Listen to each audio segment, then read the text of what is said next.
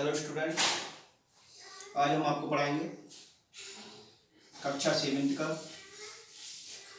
Part 2। विषय हमारा कृषि विज्ञान और टॉपिक है हमारा भूक्षरण। भूक्षरण क्या होता है, पहले तो ये जान लें। भूक्षरण वो होता है जो हमारी मिट्टी एक स्थान से बहकर दूसरे स्थान पर स्थानांतरित हो जाती है, वायु के द्वारा, पानी के द्वारा कटकर एक स्थान से दूसरे स्थान पर चले जाने को भूक्षरण कहते हैं। भूक्षरण की परिभाषा: भूमि के कणों का अपने मूल स्थान से हटने एवं दूसरे स्थान पर एकत्र होने की क्रिया को भूक्षरण या मृदा अपरदन कहते हैं। जो भूमि के कण होते हैं, मिट्टी होती है, उसका एक स्थान से दूसरे स्थान पर बह के चले जाना या हट के चला जाना भूक्षरण कहलाता है। भूक्षरण के प्रकार क्या होते हैं, अब हम ये जानेंगे। भूक्षरण दो प्रकार का होता है।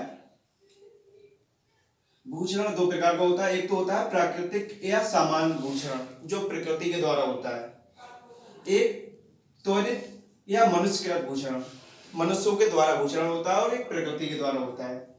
प्रकृति भूक्षरण में क्या होता है, यह क्षरण प्राकृतिक क्रियाओं द्वारा होता है। इसकी गति धीमी व विनाश रहित होती है। ये जो क्षरण होता है ये प्राकृतिक क्रियाओं द्वारा होता है, मगर इसकी गति बहुत ही धीमी होती है।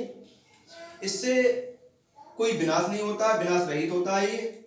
इसमें जितनी मिट्टी बनती है लगभग उतनी ही मिट्टी का कटाव होता है, जिससे संतुलन बना रहता है। इसमें जितनी मिट्टी बनेगी और उतनी मिट्टी का कटाव होगा, जिससे हमारी भूमि का संतुलन बना रहता है और संतुलन नहीं बिगड़ता है। इसी के फलस्वरूप भूपटल पर पठार, मैदान, घाटियां एवं विभिन्न प्रकार की मिट्टियां बनती रहती हैं। भूपटल पर घाटियां, पठार आदि इसी के कारण बनते रहते हैं। आप लोगों ने देखा होगा नदी के किनारे घाटियां बन जाती हैं, पानी का कटाव हो जाता है।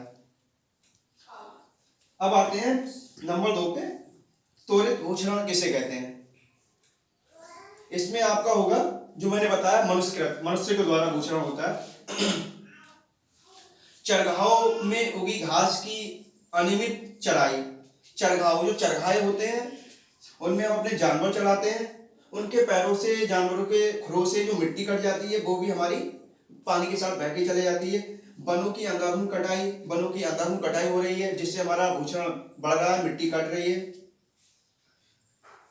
अंधाधुंध कटाई आदि से भू सतह पर स्थित वनस्पतियां नष्ट हो जाती हैं, जिसके कारण भूक्षरण की गति तीव्र हो जाती है। इस प्रक्रिया को त्वरित भूक्षरण कहते हैं। जो वनस्पतियां हैं वो भी नष्ट हो जाती हैं, जिससे भूक्षरण की गति और भी तेज हो जाती है। अब आता है हमारा सैंड ड्यून क्या है, हम लोग जानेंगे सैंड ड्यून क्या है। रेतीली भूमि में तेज हवा के कारण कभी कभी बालू के टीले सैंड ड्यून बन जाते हैं, जो वायु वेग के कारण एक स्थान से दूसरे स्थान पर स्थानांतरित होते रहते हैं। आप कभी ऐसी जगह गए होंगे जहां पर राजस्थान वगैरह, वहां पर बहुत ही रेत होती है, वहां पर अधिक मात्रा में रेत होती है और वहां पर हवाएं चलती हैं, जिससे वहां की रेत वगैरह उड़कर एक स्थान से दूसरे स्थान पर जाती रहती है और टीले नुमा बन जाते हैं। तो उन्हीं को हम लोग सैंड ड्यून बोलते हैं, टीले बन जाते हैं। अब हम लोग, ये हमारे टॉपिक पूर्ण हो गए। अब हम देखते हैं प्रश्न।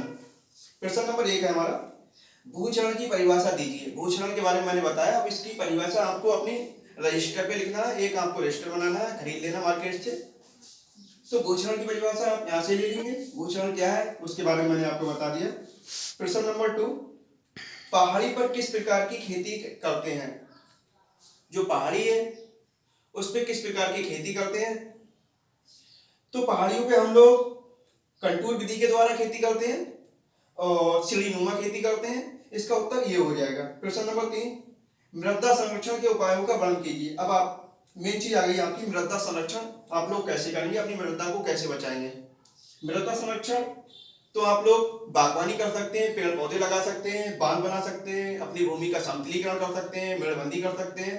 बहुत सारे उपायों के द्वारा मृदा संरक्षण कर सकते हैं।